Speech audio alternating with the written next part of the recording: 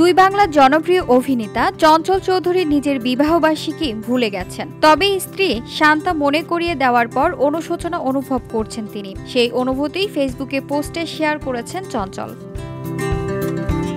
তিনি লিখেছেন, বিবাহবার্ষিকীর কথা মাথায় না থাকলেও স্ত্রী শান্তার সহনশীলতা এবং মনে করিয়ে দেওয়ার জন্য তিনি ভীষণ কৃতজ্ঞ। পোস্টে তিনি প্রায় 15 বছর আগের একটি পারিবারিক ছবি যুক্ত করেছেন। সেখানে দেখা যাচ্ছে তিনি, স্ত্রী শান্তা এবং ছেলে শুদ্ধ।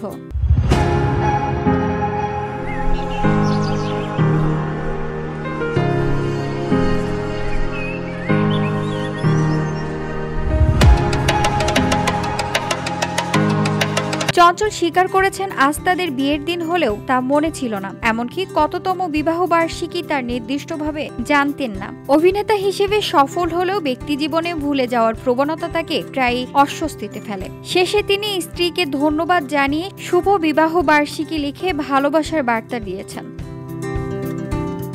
VOD Bangla news desk.